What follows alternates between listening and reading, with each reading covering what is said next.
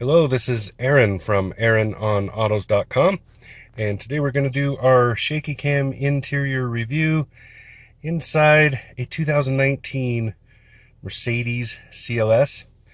This is the AMG version.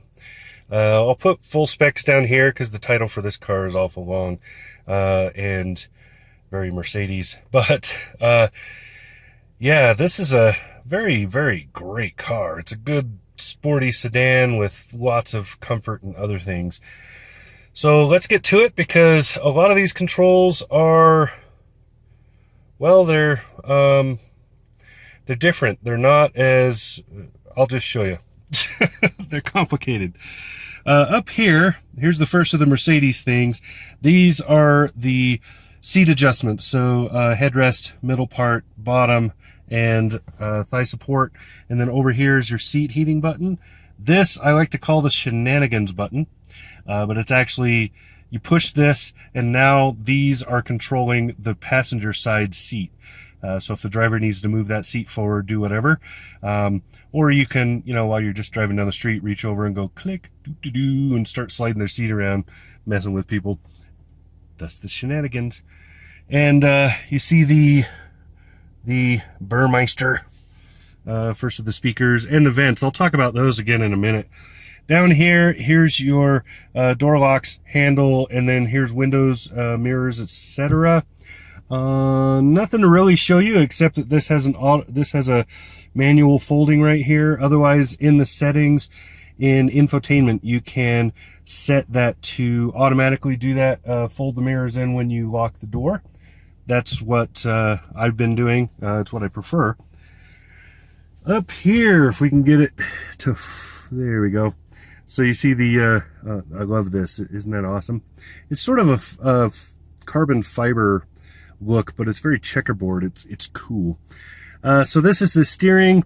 This is the, so you push this and it's the steering assist. So when you're on like the highway or whatever, that indicates that it's on, that indicates that it's off. It's a little bit aggressive, so I've been leaving it off. Over here is lane keeping, same thing. Over here is your you can raise and lower the dampers. I don't believe it's raising anything else because it doesn't move very far. But you can raise and lower the car a little bit, so this raises it up. And then you hit it again to turn it off, and the car will settle back down to its usual. Down here, you can see the lighting controls. So here's fog lamps, here's the every other lamps, here's parking lights and so forth. So you get the idea what that is, and dimmers for the dash. And there's the electronic parking brake right there. And then you can probably, you're looking at the pedals right now, so you can just see those sport pedals down there. Also, there's your deck lid release, and you have to go way up under there, and there's a little orange colored handle. You pull that to open the hood. Moving to the steering wheel, there's a lot of stuff on the steering wheel. It's I don't know, it looks complicated, but it's pretty quick to learn how to use it. So we'll just start over here. Looking at this, you see this basically is a back button and home key. So if you're already, you can hold it down and it goes to home, and then you can just tap it and that's a back button. Over here is cruise control. Down here are the cruise control settings. Pretty self-explanatory, I think. This sets the distance for when for the adaptive cruise. This is cancel and reset, and this sets it. If you push it and hold it for not even a second, but if you hold it longer than if you were just tapping it, if you hold it, that will move in 5-mile increments. And then this is sort of like a mini touchpad. So you grab that, and then you can move your hand, or you move your finger around to make selections on the menu. That is what runs that. Over here, you have telematics, volume controls. This stars, so if you really like whatever's playing or the artist or something, you can star it. Up here is the voice controls. They're pretty good in this car. They're not as good as some others, but they're not terrible. Up here is home button. This is another one of those track pads, so you can use that to navigate around over there. And then this is the back button. So It looks really complicated, but you get really used to this. It's really easy to use once you get used to it. It just takes a little bit. Much easier than you know, having those multi-toggle buttons where you up and down, left and right, and enter in the middle and all of that. It works the same way. It's just you don't have to move your hand much. You can just like this. It's awesome. Paddle shifters, and they conveniently listed them as up and down. Up and down. I find that, for some reason, very amusing. These move with the wheel, which is a good thing. Over here is your, what do you call these again? You know, when you're shifting, the shifter. The shifter. The shifter. This is a gear selector here. So you have your reverse, neutral, and then you push this button to park. Pretty universal to Mercedes. Over here, if I can get around somehow, maybe. That's a big old paddle shifter. You can't really see it up there either. That's a tough angle. Mostly you just have to take my word for it. So here's your signal turns. This right here, turning it, runs the wipers in the front. Pushing this runs the washers, and then back and forth for the brights. So hopefully that makes sense. Nice big virtual screen here. So I like this. It's very easy to see. Almost, I haven't seen any glare yet, actually. So I won't even say almost no glare. There just is no glare. Very well done. So you see over here, you have the speed. You can change that to kilometers. You can change it to so you can change it to kmph. You can change it to back to the US miles. And then down in here, this is reading the speed sign off of the camera. Usually accurate. I'll talk about that in 1 second. Let me finish with this. Down here's your gears. That's your driving mode. You have several of them. I'll just show them to you. I may have to page through these again because there's a lot of stuff. But here's eco mode for, well, it's pretty obvious, fuel savings. Individual, you can kind of program it to how you like it. I found that I like Sport Plus, so I just didn't bother programming anything. Comfort mode, that's good on a highway, nice and cushy and comfortable. Gives a little bit extra steering slop, a little less throttle response. Just good for just highway cruising. Sport mode is fun if you just want a little bit of, you want to tighten up the steering and add a little throttle. And then Sport Plus, which tightens the dampers, and also Sport mode and this, they open up the tailpipes. I'll show you a button for that in a minute. But that opens up the exhaust, gives it some gurgle, and allows it to suck back a little bit. So on the shifts, it makes the burp beautiful. And then over here is your tachometer, and you're seeing some other stuff for the power usage. This, I mean, it's not a hybrid, so I guess that's okay. This is basically where all of your warning stuff and whatever will go, and this is the driver info screen. So you can change what that is using that little thing. So the usual array of stuff. I didn't see anything unusual, so I don't think I'll page through it. Everything was pretty much what you expect to see on that sort of thing. Over here is push button start. Here's more of those vents. I love these things. So they're totally movable, and then you twist them to close them, twist it. So twist to close, twist to open, and anywhere in between. So you can restrict the airflow and stuff a little bit. But I really like the way these are designed, and they're just so pretty. Look how cool they look. Just so awesome.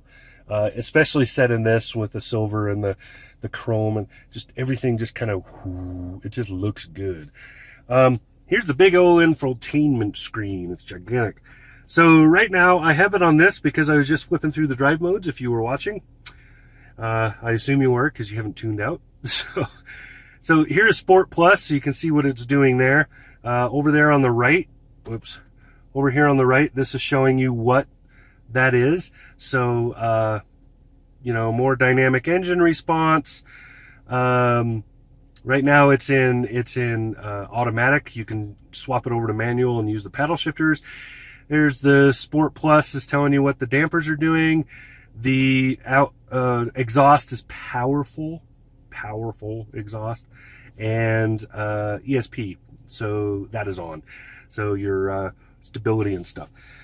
But really cool. I really like this, and really just a big, beautiful screen. Let me go to the home really quick. I'll show you the controls in a little while. Over here is, you can set a lot of stuff. I would recommend, if you have one of these, spend some time in these menus. You can customize a lot of stuff, and it's worth spending that time. You could do things like change the ambient lighting on the interior, change what you want to happen when you, say, lock the doors, turn the adaptive cruise on and off, change the stop sign or the sign reading. That's an important one. You can see over here some sub-menus, and it's just, there's a lot of stuff you can do that really kind of make the car like yours, make you like the car, make you feel good in the car. Mercedes Connect, if you have the app, this is for your phone setup, media setup. Watch this, by the way, because I will be doing a how to connect Bluetooth video on this car. Probably will publish before this does. And radio and media, and then there's, you know, navigation and the full system. So the system controls this infotainment in particular, whereas the vehicle controls vehicle stuff. So just I'll just, that's what this has been showing, because that's where I've been. But yeah, just like I said, spend some time with that. Now, a note on the driver assistance. I turned off the setting that I can't remember the name of, so I'll just look it up. There was a setting on in here, traffic sign assist. I turned off this. So if you have this on like this, the car will slow down according to whatever speed limit it reads automatically. So you have the cruise control set, it will slow down to that speed. The problem is that it misreads signs fairly often. I was out on the freeway, which has an 80-mile-an-hour speed limit, and for some reason it kept deciding the speed limit must be 60. And so it would suddenly read it as 60, and the whole car would just start slowing way down, and that's a little dangerous. So I turned that off. You know, that's up to you, but I would recommend doing that. And then there's, you know, just a few other things. You can turn off, if you don't want to see those signs at all, you can turn that off, and then it won't show up over there on the driver's screen. A few other things. There's a lot of other stuff in here, but it's a great system. Takes a little time to personalize it, but once you do, it's awesome. And just look at this dash. Isn't that pretty? So pretty. I'm sitting in the park because, by the way, I'm sitting in the park, and the other camera that I've got over there I'll have some clips of that from that. I'm sitting in the park because they're resurfacing my road in front of my house. And one, I don't want, you know, an expensive Mercedes sitting there, possibly getting stuff splattered all over it. Two, yeah, they're loud. The road resurfacing. It's loud. So, yeah. Anyway. All right. Moving on. I'm just going to keep throwing in things like that. 20 minutes, here we come. Over here, this is a lot of stuff, mostly climate control. So you can see here's the driver's side. Over here's the passenger side. In between, there's a lot of other stuff. This puts you to the main menu up there for climate. So that's a quick way to go, bing, I need some climate. And there you go, it pops up. Everything else is pretty self-explanatory. Here's defrost, and rear defrost. Down here, here's your analog clock, because it is a luxury car. Click buttons for, again, the infotainment. So here's your Navi, radio, and media. So radio is radio, including satellite. Media is everything else. Here's your telephone menu. This is the car menu, so you can use this really quickly. It's also how you would hook up your phone. You go into that menu. It's the quickest way. Here is the Dukes lights. And then under this bourgeois cover, there's a plug, there's a tray for your phone. I've been throwing mine there. It fits awesome. Goes right in there. And then down here is the drink holders, pretty good size, surprisingly. I am used to Mercedes generally having slightly small drink holders. They don't have those in here. This is the control interface. So the right-hand control, it's Mercedes Command. Command. You spell it with a K, I think. And then they got Y's that sounded a little too Kaiser or something. Anyway, probably just offended a whole bunch of people, and they're gonna start complaining and report the video or something. I don't care, whatever. So anyway, this is sort of a trackpad. When you're going to Navi, you can put stuff in. It's also an armrest. You have to physically push on it to really make things happen. Down here's menus, so back, jump forward a song, which is useful when you're driving, or station if you're that, and then the home key. This, you rotate it, so you move this around to make stuff happen. You can also back and forth like that, and then you can push it to select things. So there you go. Over here, this is the dynamic select I was using to change drive modes. This is when you want to personalize it or go to the to have the screen show you that show you what's going on, and then you can change a couple of things really quickly. This is for the dampers. Here's traction control. Over here, I call this the Loudener button. This is what opens up those tailpipes, changes the sound of the car just a little bit. Also makes that burp sound when it shifts gears, which is cool. Here's the start stop on and off, so you could toggle it right there. Easy to go. Down here, I probably didn't show you how that opened, did I? There you go. So kind of cool, like you know, bay doors for the space station or something. Yeah. So down in here, you see there's some more USBs. There's your SD slot for the navigation and storage right here. This is an all-wheel drive car, so this is short because there is a drive shaft down under there. And then you can see these repeat on the back for the back seats. And here's the seating. So this is AMG with the special seating. I got a bunch of crap in the seat. And hi, other camera. Hi. That's repeat of the driver's side door, sans the control over here. That button also on either side can become the seat cooling if that's equipped. This is not equipped with that. Also not equipped with massaging seats and a couple of other things that are options for this car. But just beautiful dash work. Just look at that. And look at the color contrast. It's not black on black. It is black interior, but it's not black on black. It's really, really nice. I like this. I like the gray. I like the way the checkerboard comes out as gray. And I really like the amount of chrome. Just the way they've done it. It just looks really good. Floor's a little dirty, but it just looks really good. And then the back seats are a good size. This is a good size sedan. So you have a good back seat going on back there. Comfortable too. I was surprised how comfortable it was. And then you can see the Euro latch. So it's easy to get latch seats in and out of here for kids. Just well done. Big old Jersey 3-body trunk in this. Yeah, it's just a nice car. Mercedes did a very good job. So I think that's all I got. It took a little less time than I thought, but I did say we were heading into 20 minutes, and we're almost at 19 right now. So, hey. Anyway, this has been Aaron from AaronOnAutos.com, sitting in a 2019 Mercedes CLS. Talk to you again soon.